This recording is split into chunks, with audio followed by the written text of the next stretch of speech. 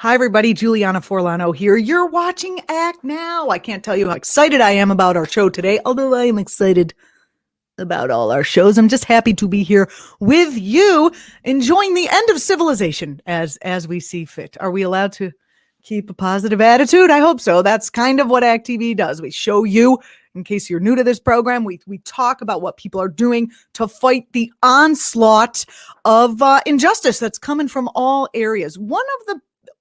As a former media studies professor, I often like to talk about how the mainstream media is failing us.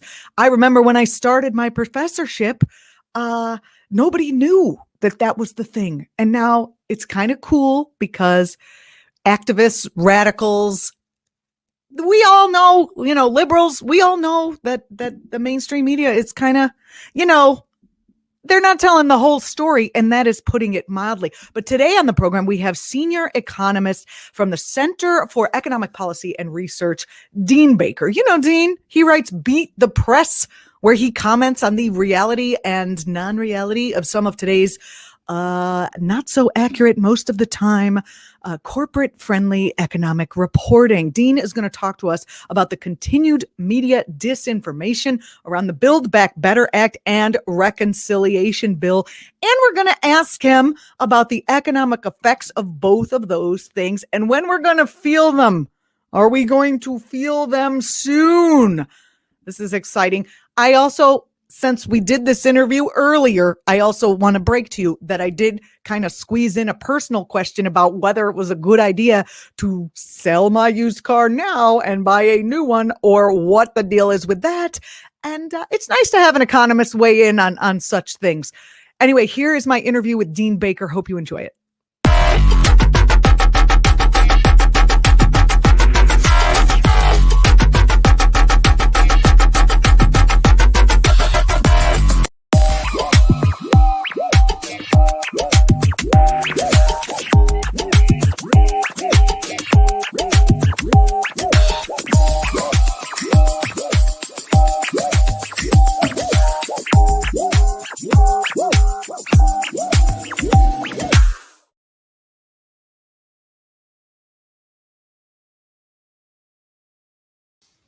The continued media disinformation around the Build Back Better Act and Reconciliation Bill and the economic effects of both of those things has been staggering. Earlier this week, Representative Maliotakis of Staten Island, of all places, was on the news giving credit to President Trump for laying the groundwork for the infrastructure bill that Biden just passed. It's totally crazy.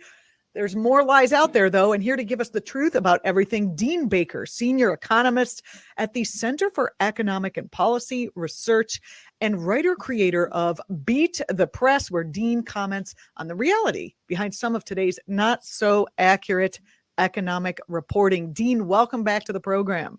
Thanks for having me on, Julianna. So can we talk about the infrastructure bill that was just passed? What effects do you believe we might see in the economy? Will they be tangible to average Americans? Well, they will be tangible, but one of the things that I think people should understand is we probably are not going to see much of that soon. A lot of this is infrastructure. And of course, it was a big joke back in 2009, 2010 with Obama's stimulus that there are no shovel-ready projects. Now, that's, of course, overdone, but a lot of these are projects like building a new tunnel under the Hudson River between New Jersey and Manhattan. That's not even going to get started probably till 2023, 2024. You don't just build that overnight. So you have a lot of things like that. Now, there are things like replacing lead pipes that we will see work on very soon. Extending broadband, we will be seeing progress on that very soon. So, and also the incentives for clean energy, we will see companies recognize those incentives for electric cars, charging stations. So some of those we'll be seeing probably 2022, but much of the impact of this we aren't going to feel for years. So we'll be very lucky if that tunnel under the Hudson River is completed by the end of the decade. My guess is we're probably talking later than that. It's very important. I don't mean to trivialize it. It's very important. It should have been done years ago, but a lot of this won't be felt for some period of time. It will start being felt under the next Republican administration, and then they can take credit for it.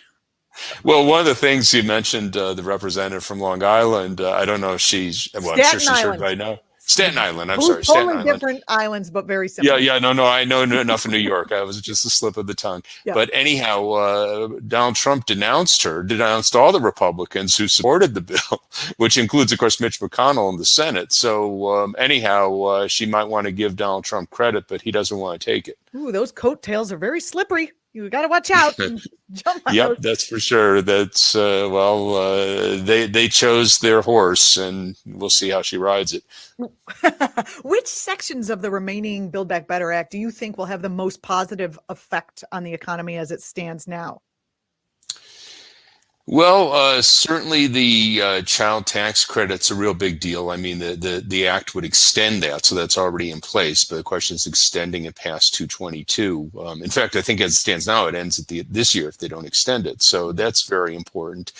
Pre-K is very important, both for making it easier for parents to work, but also we know it's very important for children, particularly for low and moderate income families.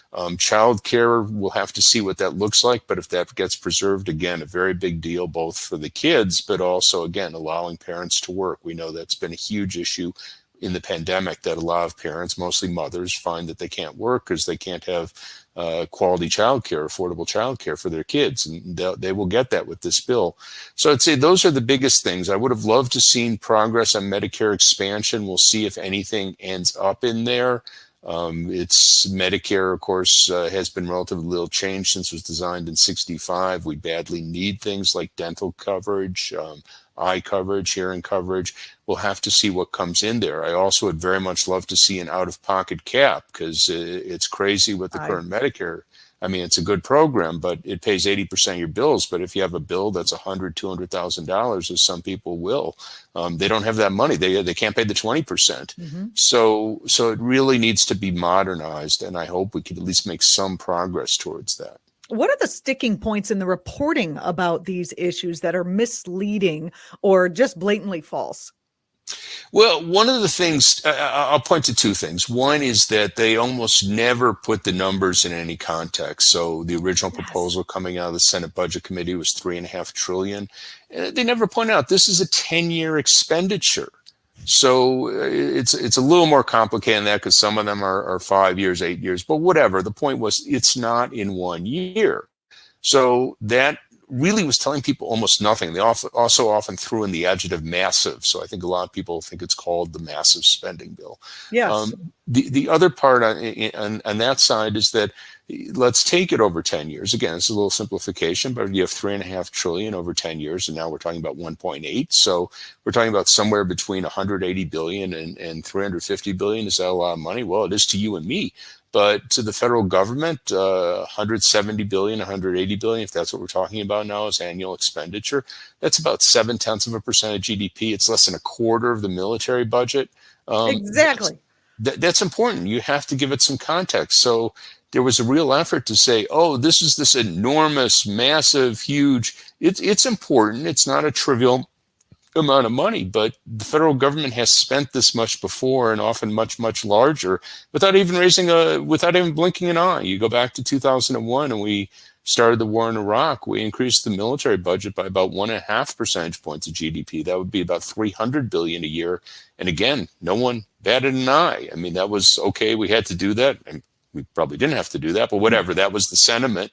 And we didn't worry about how we're going to pay for it. And when there's something important, you spend the money. And in this case, of course, they are actually proposing to pay for it with tax increases on the wealthy and on corporations, basically taking back part of the Trump tax cuts from 2017.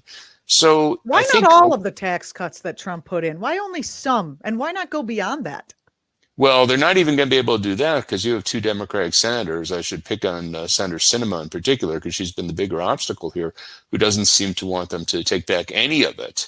So in terms of what would be reasonable, yeah, I mean, the wealthiest people in the country, U.S. corporations, they didn't need tax cuts. So taking it back, I think, would be just fine. I noticed that they call the Sinema and Manchin, a lot of times the news refers to them as moderate Democrats or centrist Democrats. And I think they should be called, something more extremist Democrats, because to the Democratic Party as it stands now, they literally are extremely on the right.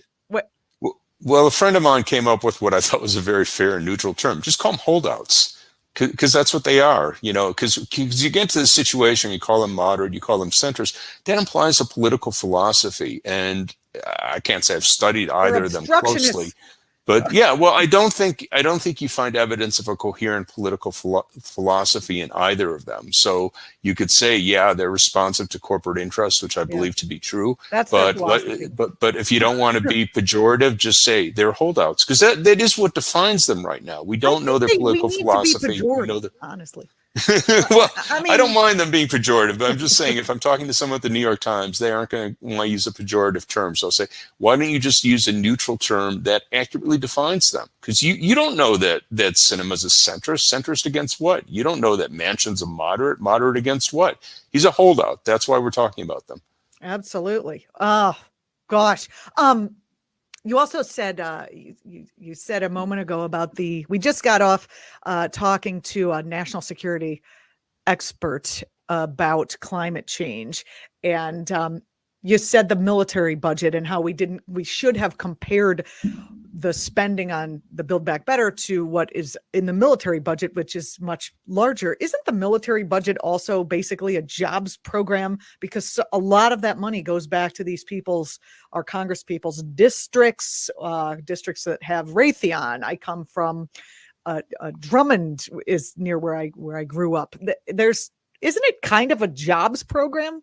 Absolutely. And it's important to understand, again, we could argue where the military is doing things we like, where it's doing things we don't like, but the fact that a lot of companies are making money on it, that's indisputable. So Raytheon, when they say if someone in Congress wants to cut a program that they're the main supplier for, they're going to be arguing about it. They're going to say, oh, it's really important because we need this to protect us against China or whoever they might think we're claiming we're protecting ourselves from.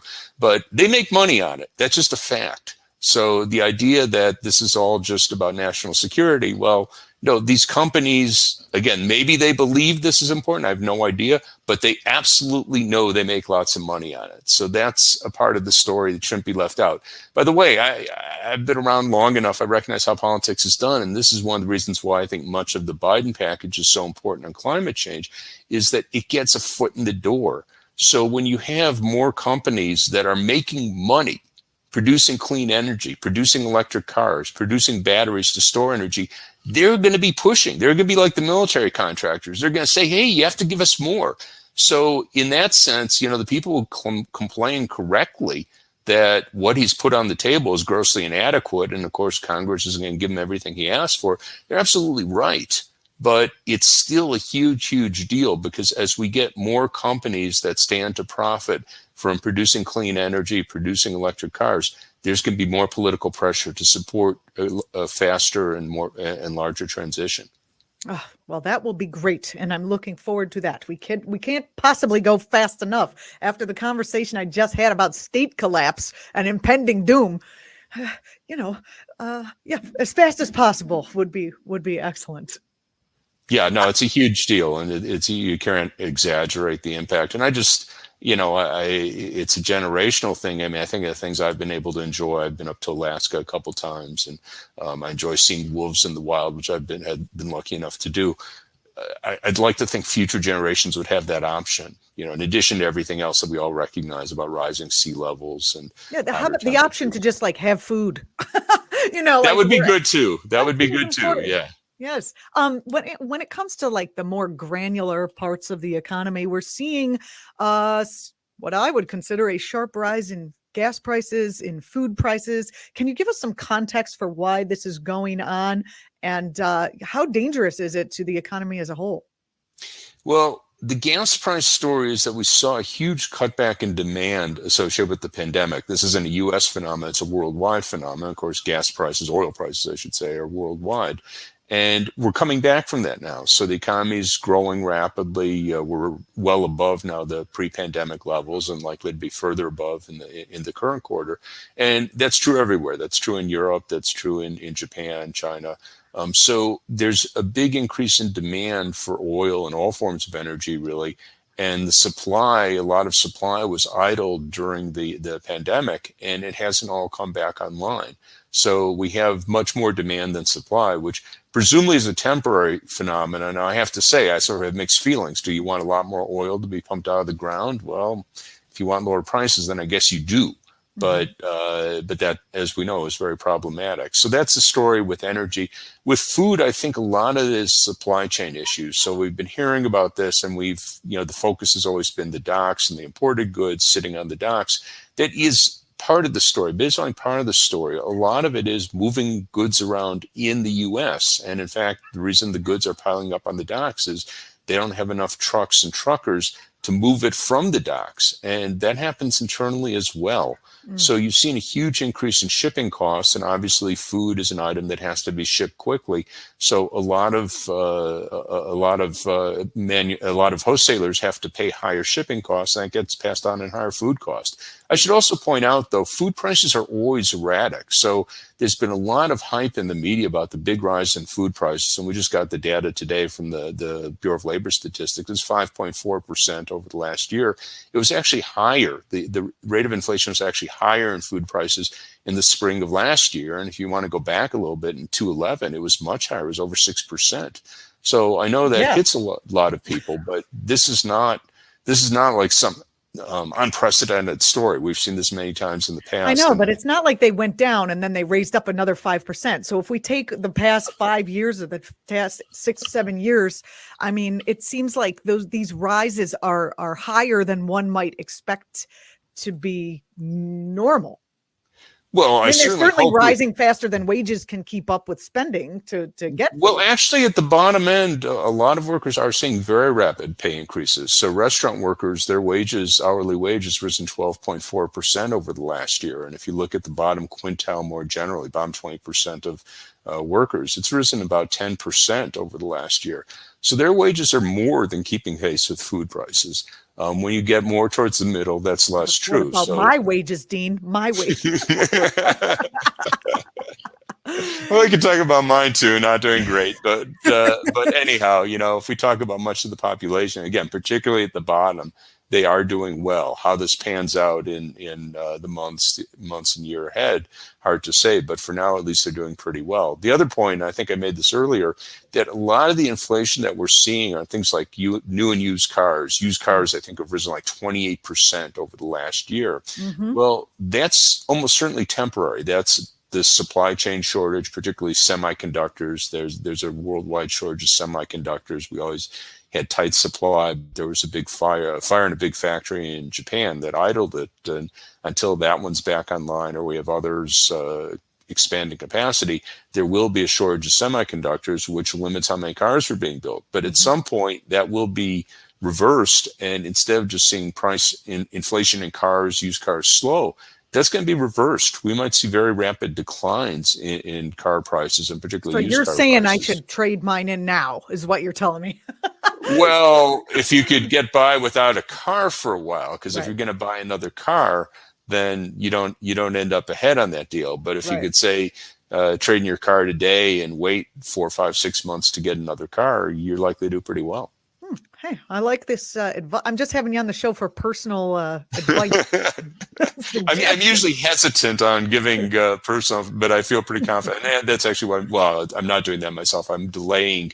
I want to get a new used car, but I'm delaying doing that until the prices fall, because I would be a net loser trading in for, more valuable, higher price. Yes, we'll take advantage of people who absolutely need a car right now in desperate condition. I have a friend who did that. She was very happy. She got a very good price for her used car. You're a regular guest, and I'm glad to have you back on here. But some questions that have been kicking around in my mind since a few months ago when you were last on. Over the summer, we saw an enormous amount of climate change related destruction. We saw the fires out west. I got hit by 2 hurricanes, and I live not in hurricane area. So, okay. Plus there was flooding. Are we seeing a toll on the economy at this point, or is the United States economy able to absorb this? Oh, we're definitely seeing a toll. I mean, we've idled some capacity. One of the one of the sources, supply chain problems, if you like, is you had a lot of capacity idled in the Gulf in Louisiana, chemicals. So I remember there's a shortage of a number of paints, and that's because chemicals used to make paints come out of the Louisiana area, and you had plants that were shut down for several months. So we're seeing that. What you mentioned, New York, obviously you have people that can't go to work. Then you have big expenses in repairing the damage. So we're seeing that. And where I am in the Southwest, we have severe drought. So that's affected our agriculture here. I mean, we don't have necessarily that much agriculture, but what we have here is we have a cow economy. So people graze cattle and feed them some alfalfa. The drought, they haven't been able to graze their cattle. A lot of them have sold their cattle and are getting out of the business. So this is going to have an impact. And, one of the ironies, I don't know if irony is the best word here, but we're likely to be seeing higher food prices. We're seeing it now, but not just as a cyclical thing, the pandemic, but on an ongoing basis because of climate change. And, Republicans are going to blame if we have a Democrat in the White House, Republicans will be very happy to blame the Democrat, even though they've been the one for decades leading the charge against any action on climate change. The Democrats have not always been as aggressive as we might like, but the Republicans have been near unanimous in opposing any action. Have you seen any reporting in the Financial Times, in the financial media sphere that talks about the connection that we're seeing with the increasing food prices and climate change? I have seen zero, other than, like people who report on climate change and the potential for this. There have been some, but it's been pretty haphazard. So, one of the things I would love to see, we have a debate now over whether Jerome Powell should be reappointed as Fed chair. And a lot of people have been critical of him or the Fed for not being more aggressive in doing anything like that. And one of the things I think they could do that'd be tremendously useful is to do thorough analyses of how climate change is and will be affecting different sectors of the economy. I say that because obviously anyone who has the resources could do that. We don't. My senator doesn't have a lot of money, but anyone with the resources could do that. But coming from the Fed, it's enormously valuable, and it's the sort of thing that can't be ignored. So if they are to say, okay, here are all these low-lying areas where there's a very high risk of flooding over the next 10, 15, 20 years, well, it becomes very hard for a bank to go ahead and make mortgages to these houses that they know are very likely to face flood damage, at least unless they get flood insurance. And of course, flood insurance is very expensive, so then no one will be able to afford the houses. So that would get them to, in effect, do what we want them to do, but also drive it home. I mean, you keep having this idea like, oh, this is an optional thing. It's like, oh, I'm going to get a new suit. Yeah, that'd be nice. I'd like to get a new suit. Yeah, but if I don't get it, it's no big deal. It's not optional. I mean, we are paying a big price, and we're going to pay a much bigger price if we don't take aggressive action to limit the damage we do in terms of emitting greenhouse gases. And my final question for you, even we've gone all over the map and I feel like I'm up to date almost. Housing prices have skyrocketed over the course of the last, I don't know, you'll have a better sense of the timeline than I would. Is that ever going to even out? I would imagine not, because as people move away from the coasts and those places that get hit hardest by climate change, won't that put a demand on housing in other areas? Then there's the supply chain issues. I'm paying like $18 for a piece of lumber. Tell me. Yeah, we have a few different things going on. Now, house prices had been rising before the pandemic. And I think two factors there. One, we had definitely underbuilt. So we're housing very rapidly during the bubble years, 2000 to 2006, 2007. And then construction fell through the floor. So fell by more than 50%. Gradually it's inched back up, but we have a real shortfall in housing that we are starting to make up now. We're building housing at a much more rapid rate. When we have supply chain issues dealt with, we'll probably see it grow a little more. So that'll be a factor reining in house prices. The other thing, interest rates have been extraordinarily low. That predates the pandemic. They fell during the pandemic, but they've risen back somewhat to where they were. They're still lower than where they were pre-pandemic. I do expect at some point, I'm not saying next month and maybe not even next year, but I do expect we will see some rise in mortgage rates, which will have a downward impact on house prices. So just to be clear, I'm not projecting any sort of crash. But if house prices drop 5 or 10% due to, say, a rise in mortgage rates of, say, a percentage point, again, they'd still be historically low, so that wouldn't be a really high mortgage rate. I think that's a very plausible story.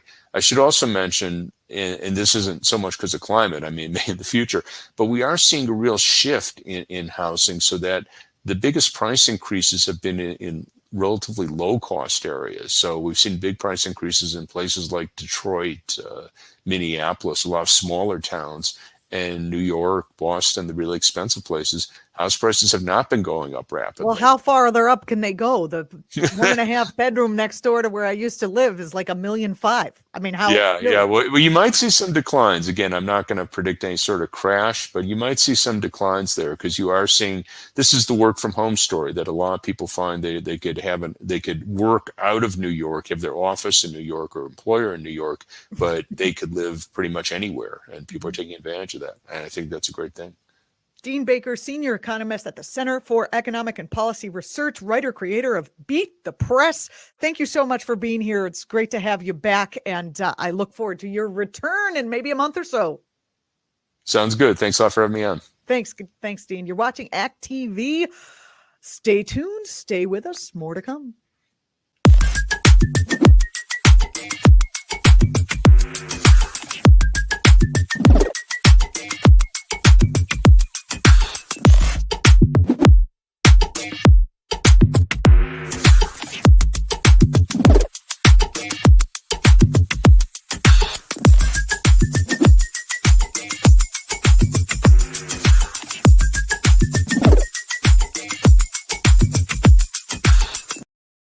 Hi. Was that great or what? I loved it. I love Dean Baker. I love the fact that he's going to be coming back regularly. Did you learn something? Are you going to sell your car? I'm not. Anyway, I have a lot of great stuff coming up this coming week. Guess who's joining me on the program? I am very excited to say that on Thursday at this very exact time, Ryan Grimm, that's right, from The Intercept, and also one of the sane anchor at at the Hill on YouTube's. The show is called The Rising, that made by The Hill. Ryan Grimm is joining me on this program to do some headlines. Isn't that going to be fun? It totally is. And then Jocelyn, who is our normal contributor on this program, Jocelyn McCurney-Keats, is going to be joining us to talk about the fight for justice and voting rights that's been happening on the Capitol every week. She's been going down there. She's been being there live, and she'll be with us to talk about that on Friday. I think we have a couple other things coming up for you on Friday. Still in the works. Next week, our Thanksgiving show, we'll have regular journalist, David Nywert. We know David Nywert. He wrote before the word fascism became something people were like, oh yeah, that's happening. That's real. David Nywert was talking about the rise of white Christian nationalism, the rise of fascism, the radical alt-right and their Proud Boy movements. And he took a lot of SHIT for doing that.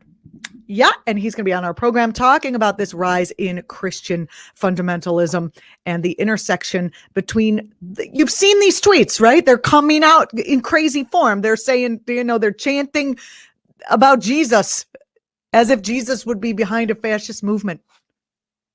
There's a lot to talk about, and we're going to do that to celebrate Thanksgiving next Tuesday on this show. And Jocelyn is joining us again to talk about a book that she has been reading. Next Tuesday, we're going to be talking about what makes people happy. What structures in society are proven to make a happier population? And wouldn't it be nice to walk into the Big Y or the Publix or the Trader Joe's in whatever section of the country you live in, and not be scared that the guy next to you actually thinks you're the devil and that you eat babies and has a murderous intent toward you. That would be great, right? If people were happier, maybe there wouldn't be so much crazy out there. There'd be more serotonin, more dopamine, less crazy. Anyway, much to talk about on that show. I thank you so much for joining us today. Again, I'm Julianna Forlano. Please follow actTV across platforms. And you can follow me. Please do. I have a good time over there over at the Twitters at Julianna Forlano. Thanks, everybody. Dean Baker can be found at the Center for Economic and Policy Research or on his Twitter at Dean Baker 13. Thanks so much for watching. We'll see you next time.